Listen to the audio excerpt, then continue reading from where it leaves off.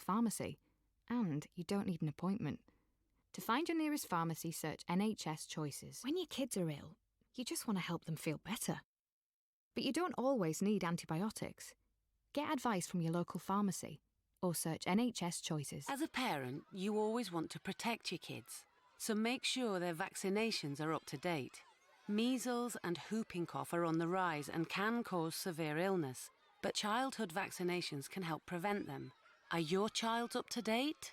Find out more. Search online for NHS vaccinations. Very, very quickly, we are keeping you up to date with the Brentford QPR game. Brentford were winning 1-0 to an Ollie Watkins header. It is 1-1 at Loftus Road. QPR have equalised in this huge London clash in the Championship. Grant Hall equalising for QPR. We will keep you up to date with that game as it progresses. But up next, it is the Manchester City fan show. And City are finally hitting top groove now. A 3-0 home win against Villa on the weekend. Thrashing Atlanta last week. That defeat against Wolves feels like a long time ago, and it also feels like a turning point for them in the season. But if you ask Pep, he wasn't happy with that first half, was he? We're going to be talking all about that, all about the game, and a look towards that double clash with Southampton. But as always, you can have your say. Tweet us at Love Sport Radio or call us 0208 70 20 558. You can also WhatsApp on the same number. It is all after your news update next. On digital radio, online, mobile and smart speaker. This is Love Sport News. From the Sky News Centre at 9, the Prime Minister has failed to get enough MPs to back his plan for a general election on the 12th of December. He fell short of the two-thirds majority needed in the House of Commons. Boris Johnson is now expected to try a different tactic tomorrow to get us to go to the polls, one that will only require a simple majority of MPs to support him. Labour leader Jeremy Corbyn set out what he needs to happen before he backs any election. That no deal is absolutely off the table, and there is no danger of this Prime Minister not sticking to his word because he has some form on these matters. Meanwhile, the government stood down its efforts to prepare for a no-deal Brexit at the end of this month after the EU granted a delay until the 31st of January. In other news, a man's been found guilty of killing his pregnant wife 20 years ago. Debbie Griggs vanished in 1999 at a time when she was expecting a fourth child with Andrew, but her body has never been found. A man trapped at the top of a 90-metre tower in Cumbria has been confirmed dead by police. Paramedics pronounced the man in his 50s and from Carlisle deceased at the scene at 16:46 hours. All agencies worked as quickly as possible to try to rescue the man. Superintendent Matt Kennerley updated reporters after crews winched the man down from Dixon's Chimney, a former cotton mill tower. Specialist equipment, drones and a helicopter have been brought in to help after they were called in the early hours of this morning. Police say his family is being supported by dedicated officers and that there will be an investigation. UK security officials are stepping up checks on high-priority Islamist suspects in Britain. It follows the death of the leader of Islamic State, Abu Bakr al-Baghdadi, who blew himself up when he was cornered by American forces in Syria at the weekend. And the UK's biggest ever lottery jackpot win's been verified. Camelot says the £170 million prize is being paid out 3 weeks after it was won by an anonymous ticket holder. That's the latest. I'm Barry Weir. Love Sport Radio. On digital radio, online, mobile and smart speaker. This is the Manchester City Fans Show.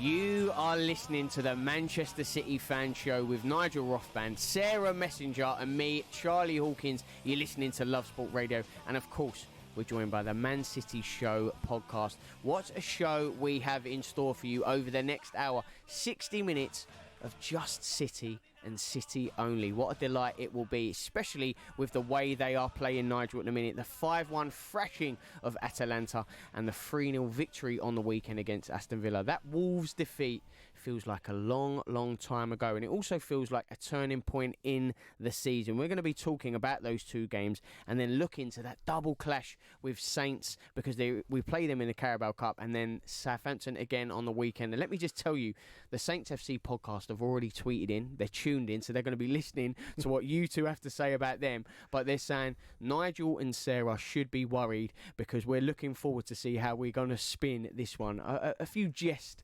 I'm guessing, from Southampton. Well, it's interesting, isn't it, Charlie? Because it can go one of two ways, can't it? This, of course, it could well be that after a 9-0 thrashing by Leicester City, then they get their act together. They're going to get themselves sorted, and we could be on. We could get a backlash from that. Alternatively, they could be so demoralised that probably the last place they want to come to is the Etihad Stadium twice in 4 or 5 days. And it could go either way, I guess. But we talked about this on our podcast this week, and our view is that we'd like to think, with the firepower we've got, even with our defensive frailties and with the depth of squad that City have got, you'd like to think that we should be able to win against Southampton. Yeah, I'd like to think that. Let's get Sarah involved as well, because I'll be honest, even if you win your last game, the fault of playing City twice back to back, it doesn't bode well, does it, Sarah? I think our friends in Southampton are a bit more worried about playing us than we are about playing them.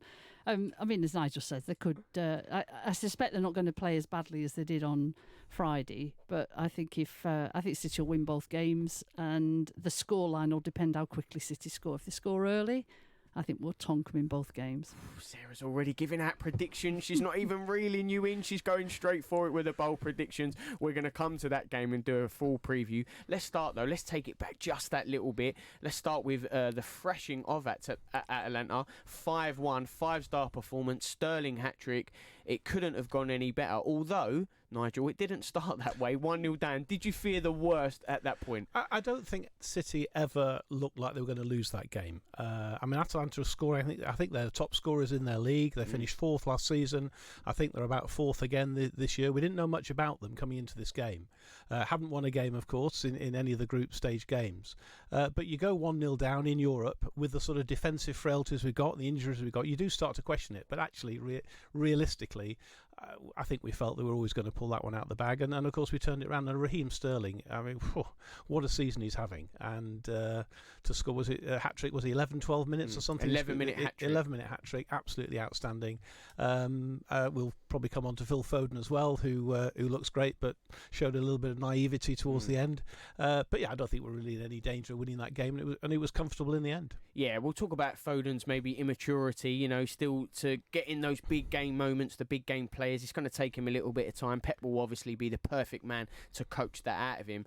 But Sarah, where do we start to talk about Sterling? Because I spoke about it with Paul, who was on last week's show, and I'm at a loss for words to describe him. He's obviously on the long list. He's been nominated for Ballon d'Or, but he's just some player, isn't he? I mean, City fans, they must be just...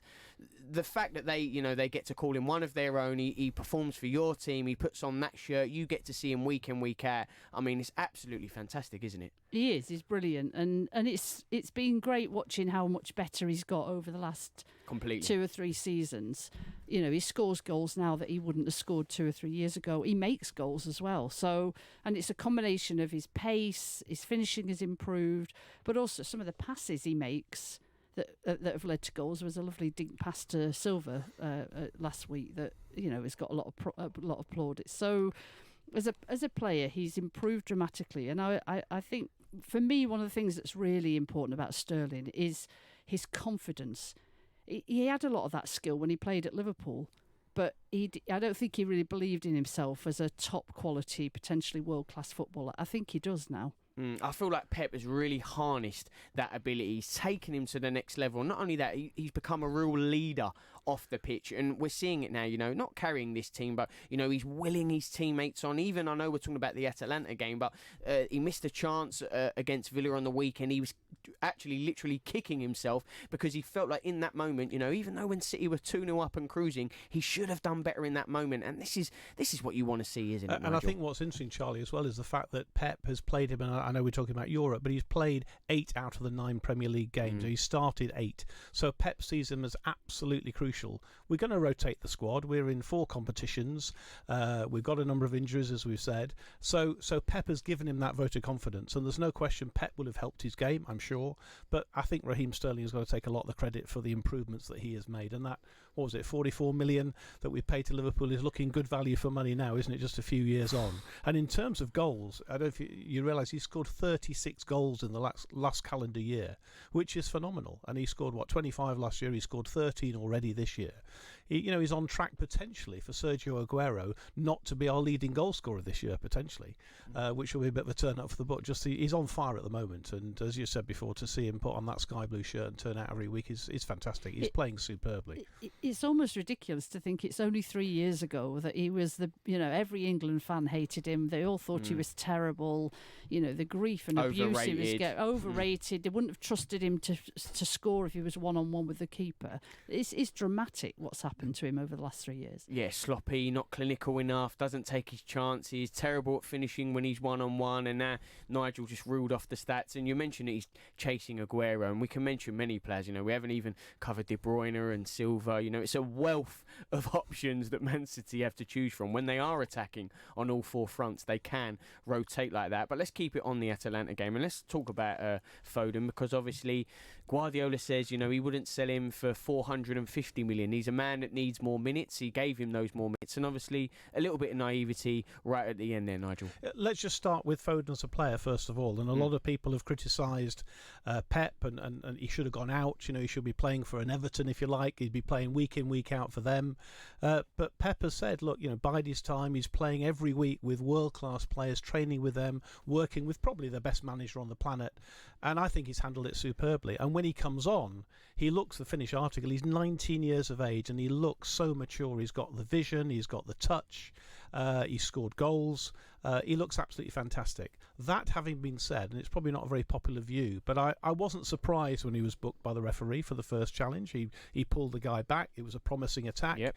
Not many City fans probably would agree with me, but as a referee, I can understand why he was put. I didn't know that. I'm going to have to be careful in the future, Nigel. There you go. So I can understand why he cautioned him. And then with us, winning the game.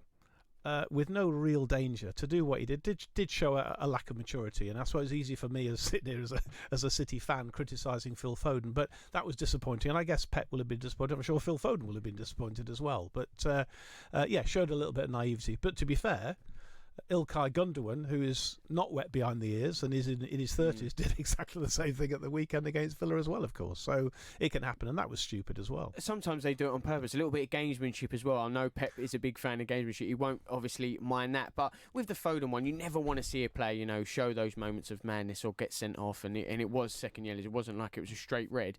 But, you almost not want these moments, but you can afford them when you are 5-1 up and cruising, because he's going to learn from that, isn't he, Sarah? It's a long career ahead of him, and he can take that lesson with him. Yeah, I mean, you don't want it, but you're never going to go through your career and not get a daft sending off. So I'd rather he had it when he's 19, learns from it, and hopefully we don't have too many of them going forward, rather than it becomes a feature of his game. His excitement, I think, at playing and how well he played probably contributed to that sense. Right, I'm going to stop him. I'm going to stop him. I'm going to stop it. Oh, hang on, I've stopped him in the wrong way. Yeah, you mentioned there, and talking of the game against Atalanta, you said how well they've started in Serie A, because people might look at that Champions League table and go, oh, Atalanta, this is a walkover City, and I know that scoreline will say that, but they are going well in Serie A. I mentioned this on last week's show. These aren't, mugs, they're no pushovers by no means, and that scoreline, maybe people would think that of Atalanta, but they certainly aren't. I know it's the back-to-back game now, you have to play them again, but we know how important this Champions League is for Pep. We know how important it is for City, as are all trophies and the competitions they are in. But it does help when you put on a performance like that after the international break, and we know what happened before. It's the start of everything, isn't it, Nigel? Because it kick-forms the start in the league. It carries it on in the Champions League, and now if they qualify slightly earlier, they can rest and rotate that little bit more. Yeah, and it's all about, people talk about momentum as well, don't they? Of course, you lose a game, you take 3 or 4 steps back. I think you want to be able to progress early, as you say, maybe rest a few players. we're playing in 4 competitions. We've got the Carabao Cup this week. We're still in with a shout at the Premier League. I don't think we've written that off just yet. The FA Nearly. Cup. We'll come if on you to Liverpool, that. Yeah. So the Champions League this year, yeah, of course, it's that monkey on our back, isn't it? People are saying that it's the one trophy Pep hasn't won in England. I think if you talk to most City fans, I think 3 Premier League titles is probably still the priority, to be honest. But yeah, we would love to progress well and do well in the competition. So to win 5-1 against a team who are riding high in Serie A, it's a good result, because there's no mugs in this competition. You don't get to the Champions League, this stage of the Champions League, without being a half decent side. Yeah, I was going to say they beat Udinese 7-1 at the weekend, having gone 1-0 down. So like you say, they're no mugs. They're good. They're a decent team. I'm glad you brought it up, Sarah, because if you believe everything you read on social media, everyone believed that when Spurs or City beat Red Star Belgrade and beat Atalanta, that these sides are just absolutely the no marks of Europe, and they're certainly not that. If you're in and you've qualified for the Champions League, you better believe you're a good side, because there are good sides who are playing in the Europa League that can't get in the Champions League. So whether it's 5-1 or 1-0, a win in Europe is very, very good. I want to quickly talk about Fernandinho, because obviously we know what happened in the game against Villa, but he gave away the penalty. It just seems like there's a few moments for him where it's just not happening. I don't know if it's fair to say. We're talking about Foden's immaturity. I know it's unlucky to concede a penalty, but Fernandinho, he's having a couple of tough moments himself at the minute, Nigel. Fernandinho is the most underrated player in the Premier League. Fernandinho is a fantastic footballer. He's versatile. I think he's been underrated. I think people who don't see him week out don't understand and recognise the contribution he's made to that side, winning all the trophies. Well, it's evident when he's not playing, isn't it? Absolutely. He is a fantastic footballer. Yeah, okay, so he's been used as an emergency centre-back. He's not done badly, but yeah, I suppose he gave away a penalty in a 5-1 win. And I suppose you could argue he dived in a bit, but listen, it's going to happen, isn't it? But do not underestimate how good Fernandinho is as a footballer. He's magnificent. He's one of my favourite City players. He's one of his favourite City players. Well, we're going to be talking about the game with Villa next, and where Fernandinho did get sent off. And if it was down to Pep, he said if we play like how we did in the first half, we might be relegation favourites. But I'm not sure if I quite believe that. Giving your team a voice. Love Sport Radio. It's cancer, they said. My first thought, let's just say it wasn't money, but time off work for treatment and trips to the hospital, paying the mortgage, and the cost of living doesn't go away just because you're living with cancer, and Macmillan can help with that too. My advice? Take their advice, soon as. I did. Macmillan, right there with you. Search Macmillan Money Worries. Hello, my name's Paula. I'm from the Shropshire area and I'm a business development manager. I use a spokesman said for my car insurance, where I've saved over £500, and also on travel insurance as well. So in total, me and my family have saved about £600. I would definitely use it again, and I would definitely recommend it. With a spokesmansaid.com. Fighting for you, saving you money. Making small changes to your lifestyle could improve your chances of staying healthier longer. Start now by taking our free How Are You quiz.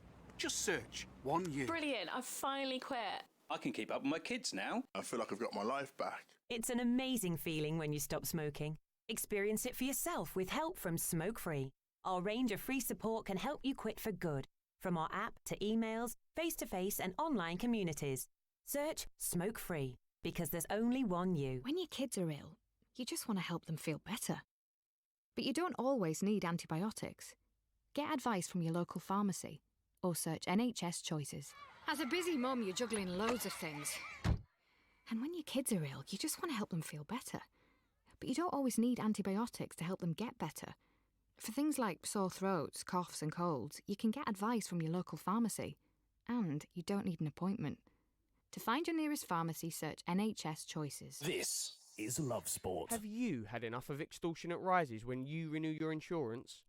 You could be saving big money by switching to a cheaper deal. A spokesmansaid.com compares all the best deals on car and home insurance to find you the one that saves the most cash. Bring down the price of your insurance and stop wasting your hard-earned cash. Go to a spokesmansaid.com and start the saving today. With a spokesmansaid.com. Fighting for you, saving you money. You are listening to the Manchester City Fan Show with me, Charlie Hawkins. I'm joined in the studio with Nigel Rothband and Sarah Messenger of the Man City Show podcast. We were just discussing the 5-1 thrashing of Atalanta in the week. Man City very well placed to qualify for that Champions League group as they now go. They travel to Italy. We'll be talking about that game.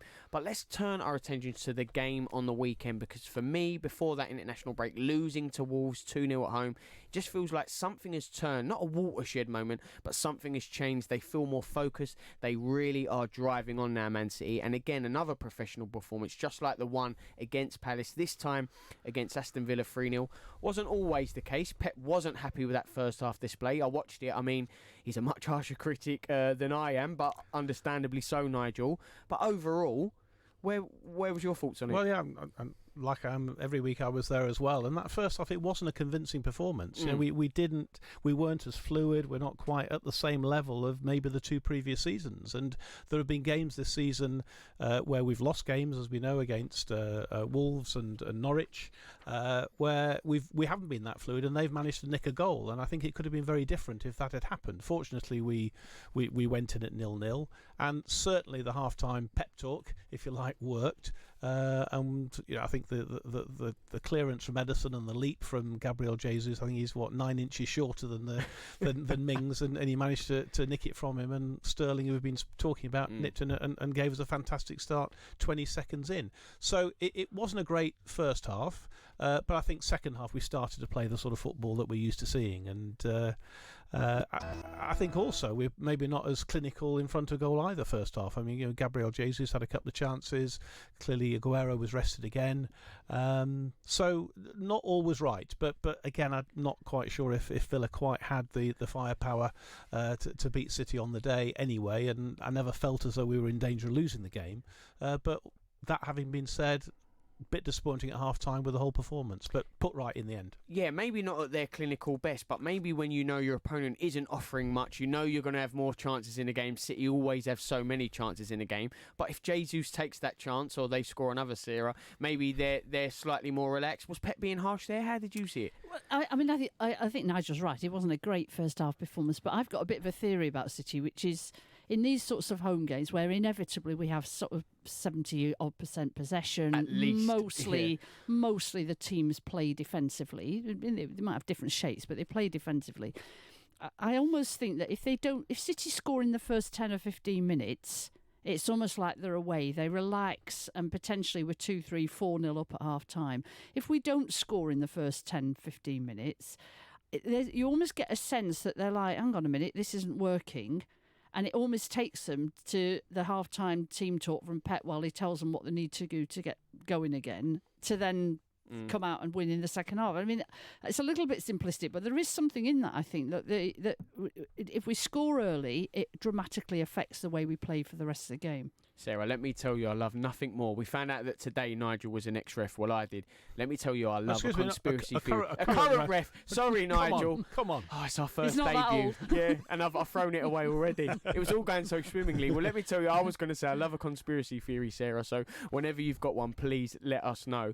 But let's talk about the game then, because obviously after you'll not be pleased to know, but I'll give you some information. It's the Aston Villa Fan Show, and I got to speak to them and what we're going to speak about. And obviously they'll be talking about the game from their perspective. 3-0, and they are, I don't want to say seething, but not happy at all with the VAR. They felt like the goal should have been ruled out, and it's a huge talking point for them, because if Silva touched it, then he is offside. So how can the goals who give it at Silva, because then he is conflicting with the play. As a current ref, Nigel, I've just done it twice. 2 yellow cards, I'm off. I've done a Foden. I'm showing my naivety there. But let's talk about it, because from their point, they're fuming, Nigel. What's interesting, because when you're in the ground, of course, which I was, you have not got a clue what's going on. They are terrible for the punters. And I haven't seen it back on, I'm being honest, I haven't had time to even watch it back on television. So obviously I've read about it on social media and seen different comments. But it's one of the things about VAR. So as a supporter sitting, I think there's something like a 4-minute delay. It's terrible. And as far as we're concerned, De Bruyne it just went straight in off from where I was sitting. Looked so De Bruyne had scored, and we just sit there not understanding what the hell's going on. So that's a separate issue. And I think if Silva got a touch on it. It sounds as though Sterling then was in an offside position, certainly in the eye line of the goalkeeper, and therefore probably could have been chalked off. Is it actually going to change the result of the game? I don't think so. But I can understand. We've had VAR decisions go against us, one or two, I seem to remember, in the last 12 months or so, and it happens. I'm not a big VAR fan. We don't need to get into that now.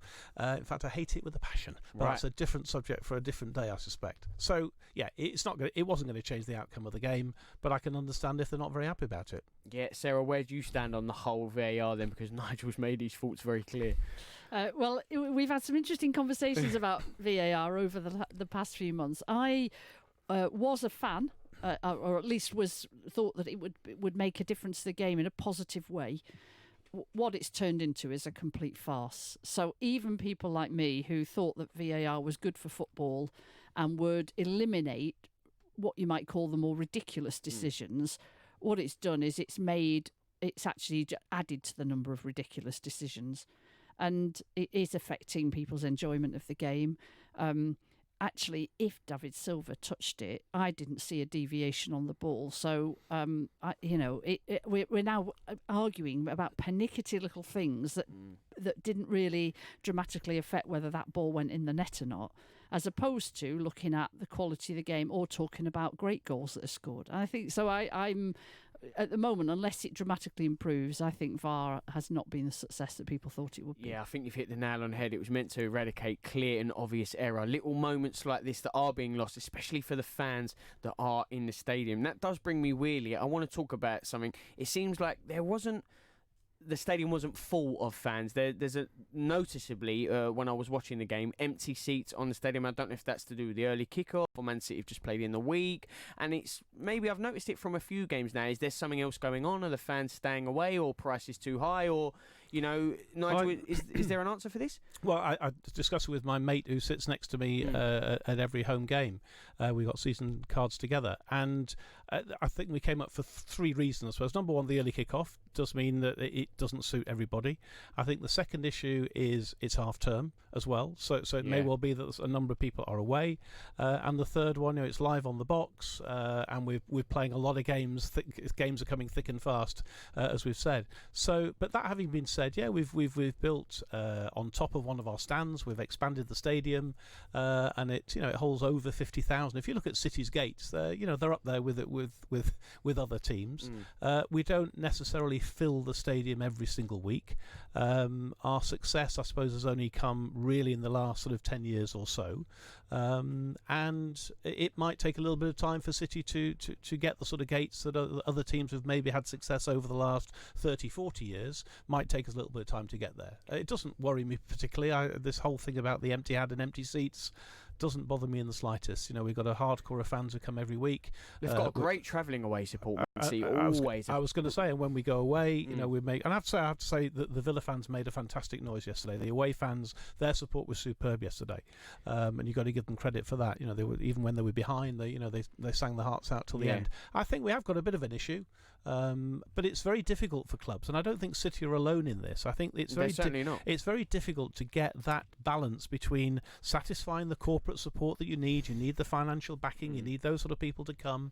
There'll be a certain percentage of people who enjoy sitting in a box and having a nice prawn sandwich before the game, and then other people who want to stand behind the goal, and all shades between, and it's difficult getting that balance right, and maybe City haven't quite got it right just yet. It really is. Also, now could be completely wrong with this, and you can both tell me, but I'll ask it to you, Sarah. Is there a touch of maybe that City have been spoiled in the last few years? European football every year, top talent, big games, and then when it is the Aston Villa, it's trouble, because I say this from my own experience of Arsenal. They was always in the Champions League, and then the league games would suffer because people would go, I'll watch this one at home, it's West Brom or Bournemouth, and it's no disrespect to West Brom or Bournemouth, and those games would suffer because people would want to go in the week to Atlanta or the bigger games. Maybe City, because of they're doing so well, are they suffering maybe of that, or completely wrong there? I think there's a little bit in that, although most City fans of my age and older will say that there can never be such a thing as being too spoilt. We're making the most of it, having lived with years of agony. And I think one of the things that irritates me a bit about this debate is that there's a big question about ticket prices, which a number of supporters from different clubs have raised, and about how being priced out of the game. I think there is something about the timing of kickoffs and so on and so forth. There is something about if you've got 3 home games in a week, a lot of fans can't afford to go to 3 home games in a week, so you're inevitably going to pick and choose them. But it's also the final point I'd say is it's this insinuation that somehow you're not proper fans if you've got an empty seat next to you. Yeah. I mean, it's such a load of old rubbish. I could find a picture from every single Premier League club of a game where you didn't fill it and didn't sell out every seat. It's silly. The fans of every club in the Premier League and all the other leagues love their teams. And the fact that you've got an empty seat next to you doesn't say anything about the club at all. I completely agree. What nonsense. It's going so well. I've called Nigel and former ref, and now I've brought up the seat debate. So these two will be really glad to see me again next week. But let's keep it on the game against Villa. And I did want to talk about John Stones a little bit, because I'm a big fan of John Stones. I just feel like, has he lost his confidence? He looks a little bit short of his confidence. Has he fallen under favour with Pep? You two see it week in, week out. What is the general consensus to what's happened with John Stone? Because he was a big cog, I felt, for Pep in the City domination going forward. Yeah, and a regular England international with it, of course. And I think it's fair to say a combination of things. He has had a couple of injuries. He's out of form and was maybe dropped. It's also been said that he's had some personal issues as well, as we understand it. So certainly seeing him starting in the back 4 at the weekend, he did look as though he was somebody who was lacking in confidence. I think he improved throughout the game. He got better. But there's no question, I think he's lacking some confidence there. Maybe needs some game time. And with the injuries that we're picking up, maybe there's an opportunity. I mean, Otamendi didn't feature, so it looks like he's maybe ahead of Otamendi in Pep's eyes in terms of the pecking order. So we may well see him having a bit of a run in the side, and that might help his confidence. He did improve throughout the game. Will we get to see that run, Sarah, do you think? I think confidence is the key word here. If you look at, we just had a conversation about Sterling and the dramatic difference in the way he plays, and confidence is a massive feature of that, of Sterling's improvement. And I think, because as Nigel said, Stones has never really had that prolonged run in the team, whether it's because of injury or some other reason.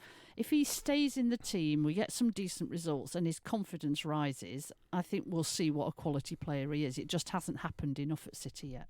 Yeah, well, hopefully he can get this run now, because we talk about the injuries that City have got, especially at centre-half, and obviously Company leaving in the season. The perfect time for John Stones to really stamp his place back on the team would be now. We're going to be talking about all the injuries and the challenge that City have in those 4 competitions before the next international break. We're going to be talking a little bit about that next, but we want you to get involved. So tweet us at Love Sport Radio or call us on 0208 70 20 558. Do you agree with what Nigel and Sarah are saying all about Man City? This is Love Sport. It's cancer, they said. My first thought, let's just say it wasn't money, but time off work for treatment and trips to the hospital, paying the rent, and the cost of living doesn't go away just because you're living with cancer, and Macmillan can help with that too. My advice? Take their advice, soon as I did. Macmillan, right there with you. Call 0808 808 0000 now. Stop paying too much for your energy bills. Brian saved money on his at a spokesmansaid.com.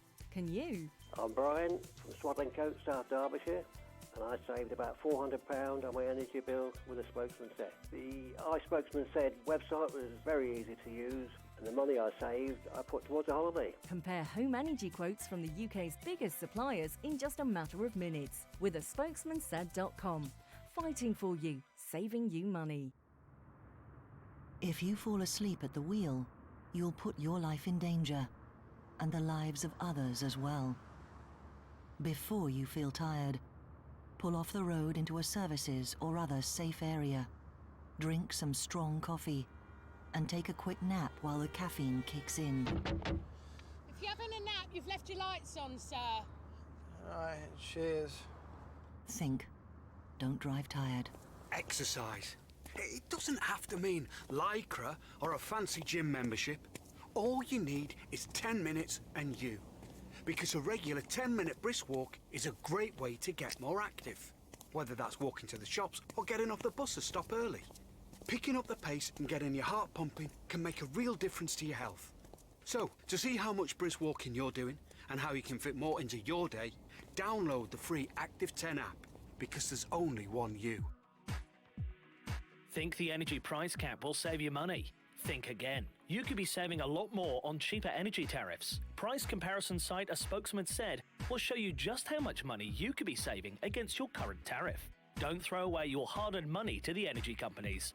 Check out aspokesmansaid.com and you could switch to cheaper bills in minutes. Aspokesmansaid.com. Fighting for you, saving you money. Love sport. You are listening to the Manchester City Fan Show with me, Charlie Hawkins, on Love Sport Radio. I'm delighted to say I'm joined by Nigel Rothband and Sarah Messenger of the Man City Show podcast. We were talking all things that concern City when they thrashed Atalanta 5-1 and the victory on the weekend 3-0 to Aston Villa. And what did you make of them? You can still let us know. Tweet us at Love Sport Radio or call us on 0208 70 20 558. I just want to take it back to a point you made earlier, Nigel, about the title race. You said, we're still back in it then, because obviously there's been a lot of talk about Liverpool, and I've seen it and I was absolutely shocked. They thought that they had this title already won. If you would have spoke to their fans, kid you not, it's a 38 league game season. We're only in October, but they've got it wrapped up. And now all of a sudden that tide is turning somewhat, because City, obviously, they're applying this pressure. Liverpool, not a slip up, but they got a point against United, and obviously they managed to come back against Spurs. But it feels like now we could be in for a title race that was just as thrilling as last year. What do you say, Nigel? Well, to start talking about the title race being over in October is, of course, ridiculous. Crazy. We've had situations in the past where they were several points ahead, and City, of course, turned that one round and won that. So I don't think they need to be printing the T-shirts in Liverpool just yet. They do like to, though. They like to, and they've done it in the past, and but I think it would be very foolish. There's a lot of football still to be played. We've still got to play them twice, of course. The first fixture's coming up in a couple of weeks' time at Anfield. So they're going to be important fixtures. But listen, they drop points against a team from just outside Manchester who play in red. They'll drop other points. They've not had any injuries. We're going to come on to City's injuries in a second. They've been very fortunate in that regard. Okay, I think they lost their keeper for a couple of games, but they've not had any serious injuries yet, and they've had a lot of luck along the way. Penalties, and I'm not sort of saying there's any conspiracy theories, but they've had quite a bit of luck along the way. You leave those to Sarah's. The conspiracy theories are all Sarah's. It's not my department. It's well above my pay grade. I will indeed leave that to Sarah. But yeah, so they've had plenty of luck, but so much football still to be played. I think it'd be foolish to start sort of predicting Liverpool's title just yet. Well, I don't know about getting into luck and injuries and all this, but one thing I will say where I do feel Liverpool have maybe been luckier, we know of City's squad depth. Everyone says about City that, who are the teams that are going for the Premier League? Man City and then Man City 2, we know their second team. Well, what is their second team? The rotation is just as strong. Whereas I don't believe Liverpool's squad has as much depth as City or anyone else. If they were to lose a few key players, they could become very vulnerable. I already felt that this winning run that apparently was going to go on forever was vulnerable, and they slipped up last week. But the title race, so be it. Apparently, Sarah is back on. But City, it was never off, was it? It definitely was never off. Definitely not. I think Liverpool are desperate to win it. And every club wants to win the Premier League, but there's almost a desperation to it. I think they feel it was an affront that they managed to only lose one game last season and get 97 points and still didn't win the Premier League. It must be their turn this year, even though it's been their turn for 30 years.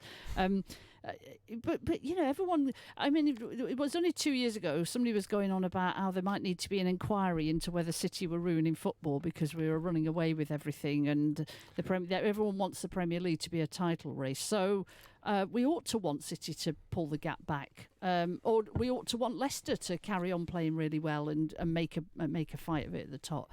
It is ridiculous to suggest it's over now. If the gap is as it is now, or ideally a bit less by the time once you get into the new year, you look at the size of the gap then, and then you can start to get a sense of what might happen.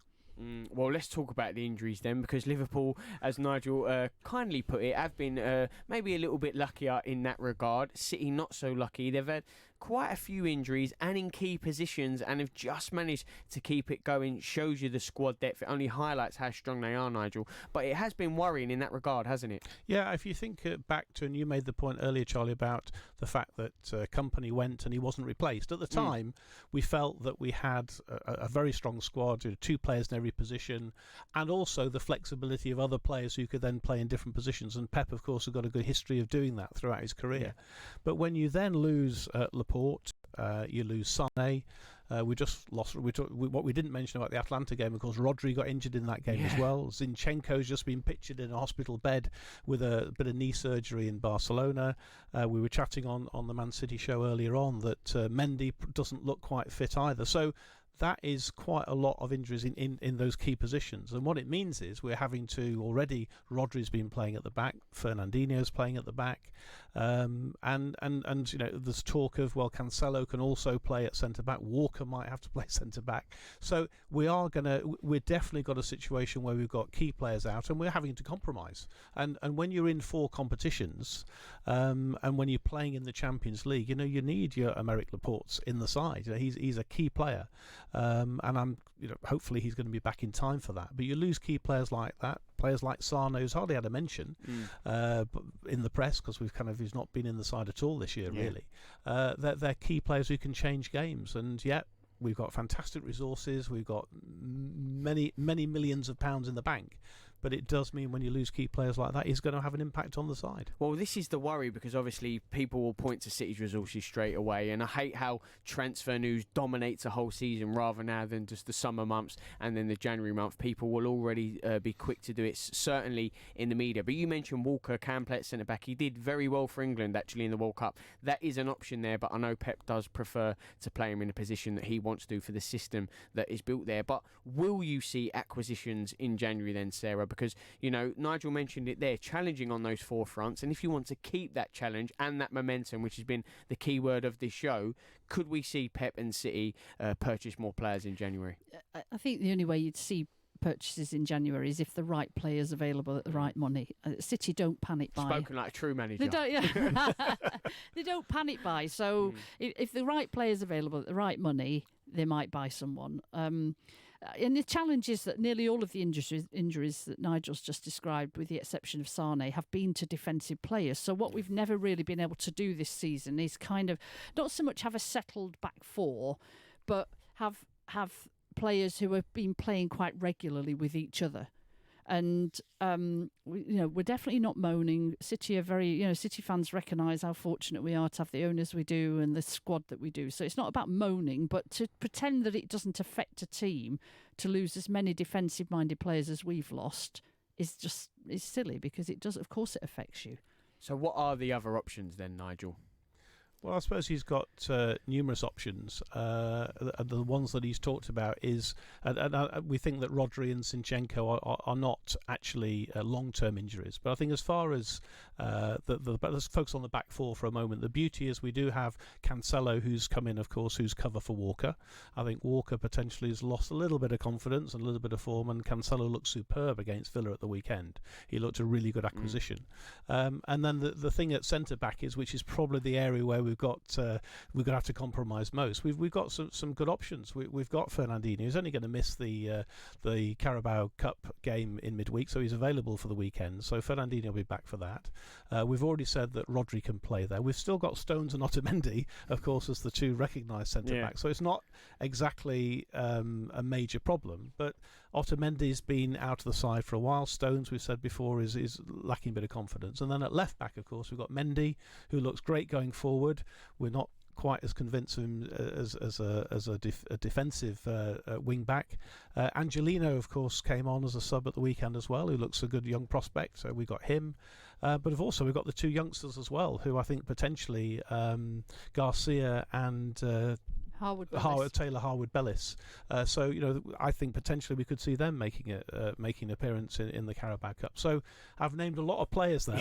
all of them are defenders. So it's not as if we've got nobody, but it does mean we're having to chop and change, and it's maybe not our strongest side. But all being well, Laporte, who I think is probably the best of that bunch, he's going to be back in the new year when the Champions League really kicks on. Well, hopefully, and then he can contribute there because it will become the turn of the knockout stages. Let's quickly talk about Mendy. I know you're saying he's short of match fitness, but they were really talking him up on Match of the Day, weren't they? He's playing these little squares, he's playing these triangles, so we know he can do it. We knew he could do it anyway. Is it just a run of games now, which is what he needs, or is there something larger afoot going on? Well, a run of games and Benjamin Mendy is not words you hear in the same sentence or haven't done for a long time, and I think that's the problem. I don't think he's played more than 2 games on the trot in all his time at Manchester City, which is ridiculous for a player who started with that terrible injury though. Well, it's true, but he's been back since then. But that's why I don't think we've seen the real Benjamin Mendy. He was fantastic at Monaco, and he hasn't really reached his full potential yet. Going forward, he looks great. I don't know what you think, Sarah, but defensively, I've still got question marks about him as a defensive left back. It's been a while since we've had a fullback who we thought was quite good at defending. We've got some great attacking fullbacks. You don't normally need to defend. Indeed, exactly. They don't need to defend. I think Mendy's had 2 serious injuries since he joined us, because he came back briefly and then he got pretty much, it wasn't quite the same injury, but another knee injury. He was out for months again. So that and they're huge injuries. They're not big, small injuries. Yeah, and any player, I think, particularly a new player, if you it's interesting, if you look at quite a few of the players that City have signed in recent seasons, their first season has not been necessarily something that's caused everybody to go, wow, Bernardo Silva, Mahrez. But you look at what Bernardo Silva did last season, what Mahrez is doing this season, there's almost something about the way Pep brings them in.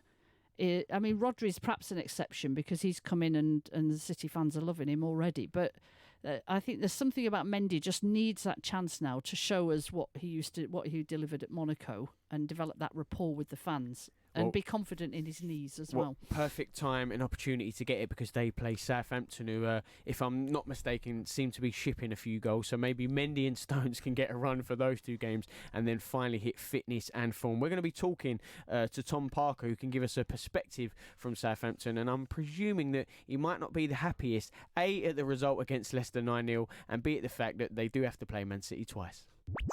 Love Sport Radio, the station giving fans a voice. Full of skill, full of flair, full of desire. Fulham FC is full of fire. Oh, what a goal! Be there at Craven Cottage as Fulham continue their surge towards the top of the Sky Bet Championship. Watch the unmissable action live in SW6, home of London's original football club. Absolutely brilliant! Grab your tickets now at fulhamfc.com. Can you save money on your car insurance? Chris did with a little help from a spokesmansaid.com. Getting real people, real savings. I'm Chris from Leicestershire, a truck driver. I went on a spokesman said, which was very straightforward and easy to use for an old git like myself, and saved over £300 on my car insurance. Find quotes from over 100 leading insurance providers at a spokesmansaid.com. Fighting for you, saving you money. I love my brother. We do fun things like playing together. I like having hugs with Freddie. Freddie gives the best hugs. Freddie used to be very poorly, and the doctor said he might need a new liver. Then one day, a very nice person gave their liver to Freddie. It was amazing. We were so happy. Now he's around to give me more hugs than ever. Tell your family you want to save lives. To find out more, visit organdonation.nhs.uk. As a parent, you always want to protect your kids, so make sure their vaccinations are up to date. Measles and whooping cough are on the rise and can cause severe illness, but childhood vaccinations can help prevent them. Are your child's up to date? Find out more. Search online for NHS vaccinations. Making small changes to your lifestyle could improve your chances of staying healthier longer. Start now by taking our free How Are You quiz. Just search 1U. This is Love Sport. The opposition view on Love Sport. That's right. It's time for the opposition view. You're listening to me, Charlie Hawkins, and you're listening to the Manchester City Fan Show on Love Sport Radio with Nigel Rothband and Sarah Messenger of the Man City Show podcast. And we're also delighted because now Tom Parker has joined us from the Saints FC podcast. Tom, thank you so much for joining us and giving us a little bit of your time, because I know at the minute, football, I suppose you don't really want to do a lot of talking about that after that 9-0 thrashing on Friday night to Leicester. No, absolutely not. And I think any football fan, if you said what's the last game you'd want to play, and what's the next 2 games you don't want to play after a 9-0 thrashing home to Leicester, is probably Man City away. So what better week ahead for a Southampton fan? How are you feeling then, Tom? How are you, honestly? Were you at the game, incidentally, as a matter of interest? I wasn't. I unfortunately managed to miss that one. I think I think it had been coming. I mean, it sounds silly to say a 9-0 defeat at home to Leicester. Southampton have skirted on this type of result for quite a long time. We've had too many players being inconsistent at best and just not performing at worst, particularly this season. A number of the big-name players like Højbjerg, Ward-Prowse that stepped up in the second half of last season haven't really been there. I think maybe in a perverse way, it's a good thing to happen. I think the club has been in a lull. I don't blame the manager at all. I think he's inherited a squad that isn't too many players that simply aren't good enough on too long of contracts. We've wasted so much money in the last few years on big name, expensive players for us that are now out on loan or can't get near the first team. And I think maybe this was the sort of shock that the club needs to lull itself out of, probably sleepwalking towards, if not relegation, then just sort of finishing outside the relegation spots. But we were talking on the Man City Show podcast earlier that I suppose 2 things could happen here. Either we're going to get a reaction from you guys, you're going to come out, see it as a kick up the backside and really turn in a performance, or you could be so demoralised that, as you said, playing the last place you want to go is the Etihad, and you could get another drubbing. What's your view in terms of which way it could fall? Well, they can't play any worse, I would hope. I think what we need to do is it needs to take it as a real radical change in mindset. I think we need to change the squad up a little bit. I think the best really Southampton can hope for tomorrow night is that Man City put out a relatively junior team, although that would still be full of internationals and fantastic talent. But I think what you'll hopefully see from Southampton is an opportunity to kick on. I think there's too much deadwood in the team. If you look at our midfield 3 that have played virtually every game this season of Højbjerg, Ward-Prowse and Romeo, you'd probably only argue Romeo is the one that's covered himself in any sort of glory.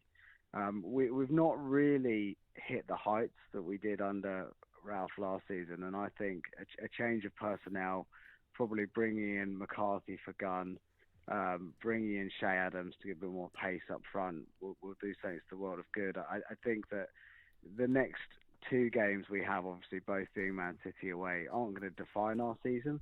But my worry is if you look at teams that have generally been on the end of these drubbings, we put 8 past Sunderland a few years ago, Ipswich on the end of a hammering, weren't they, a few years back, that don't seem to stay up. My worry is what it does to the players mentally. But that said, it's still relatively early in the season. We've had some very, very difficult games in our first 8 or 9 fixtures, and there's still plenty of time for us to pull this back.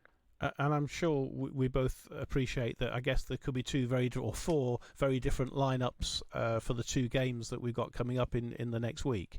What is it Southampton have got to do against Manchester City? Then let's take the Carabao Cup first, if you like. Clearly, City going to make changes. We're playing in 4 competitions, so we've been talking earlier on in the show about rotation and so on. We're clearly going to try a few of the kids, a bit of rotation coming in. But what have Southampton got to do to beat Man City in the Carabao Cup tomorrow night? We've got to take our chances. If you look at our XG, which is, you can have a lot of cynicism towards it, but it does tell a story. We're very, very poor at finishing chances. We've until recently we've been creating chances at a Europa League, possibly Champions League rate, but we're just terrible at finishing. We need 7 or 8 chances to score 1 goal. We need to be more clinical in front of goal, and at the same time we need to be absolutely ruthless at the back. If you look at how we defend, the number of chances we give away. We've been saved on this season probably, I think, at least 6 goals by VAR. VAR has been our best, most consistent defender this season. and so I think the problem is, in all honesty, what you're asking is what we need more. We need better forwards.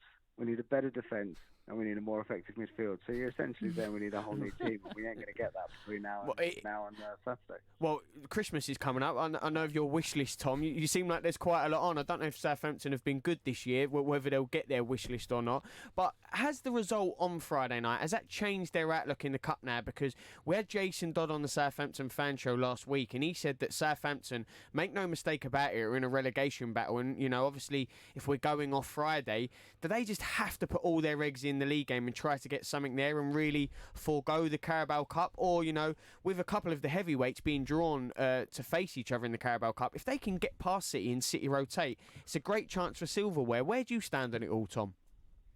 Well, I'm 37 years old. Southampton have won one tournament in the modern era, which was the FA Cup in 1976. My mum and dad were there. I was at Wembley to see us lose 3-2 against Man United. I think the Premier League, for all its merits, for the overwhelming majority of fans, it represents not that much joy, to be frank, anymore. Liverpool, Man City are playing a different game to everyone else.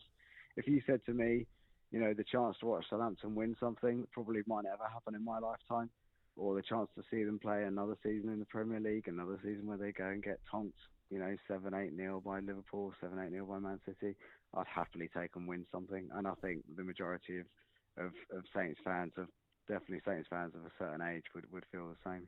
So you take qualification in the Carabao Cup over points on the weekend?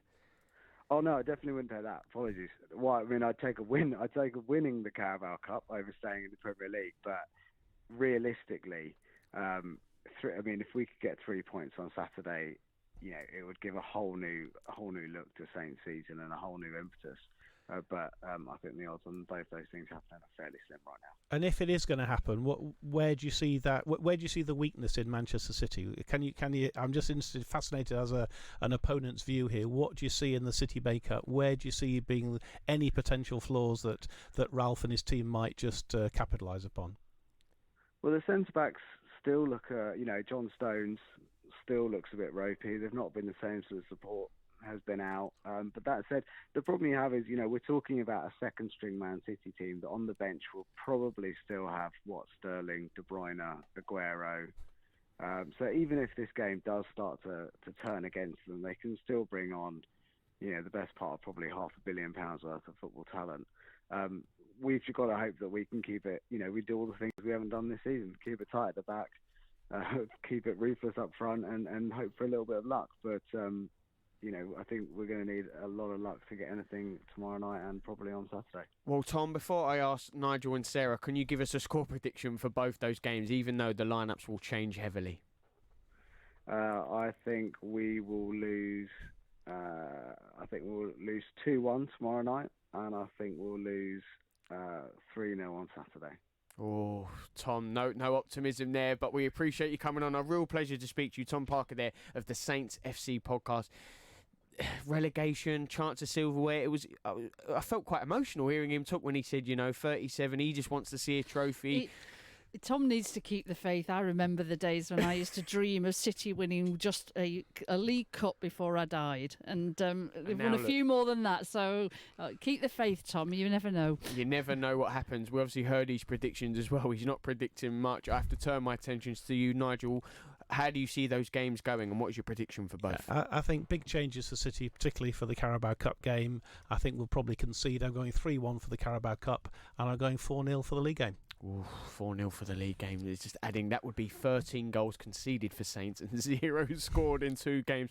Not a good time for them, Tom. But keep the faith, keep your chin up. Sarah, what are you saying? Well, yeah, I was going to give the same scores as Nigel, but I'm going to adapt them just to provoke a bit of difference. So I'm going to go 4-1 tomorrow night in the Carabao Cup, and I'm going to go 5-0 on Saturday. 4-1 and 5-0. Either way, the 5-star showings continue for City and the thrashings continue for Southampton. But either way, whichever way the results go, we will be here to discuss them on next week's Manchester City Fan Show right here on Love Sport Radio every Monday 9 to 10 with Nigel Rothband, me, Charlie Hawkins and Sarah Messenger. And as always, you won't want to be anywhere else because this is everything where City are concerned and City only. Love Sport. Full of skill. Full of flair. Full of desire. Fulham FC is full of fire. Oh, what a goal! Be there at Craven Cottage as Fulham continue their surge towards the top of the Sky Bet Championship. Watch the unmissable action live in SW6, home of London's original football club. Absolutely brilliant! Grab your tickets now at fulhamfc.com. If you're driving on a motorway and you see a red X sign overhead, you need to change lanes safely. Driving in a red X lane is an offence. Red X's are there for a reason, to protect you and others from danger. The lane may be blocked by a broken down vehicle or road workers, or the lane may be needed for the emergency services. So if you see a red X, change lanes safely. Highways England, connecting the country. Brilliant, I've finally quit. I can keep up with my kids now. I feel like I've got my life back. It's an amazing feeling when you stop smoking. Experience it for yourself with help from Smoke Free. Our range of free support can help you quit for good. From our app to emails, face-to-face and online communities. Search Smoke Free, because there's only one you. My mum and dad say that I don't need lots of sugar. I'm sweet enough already.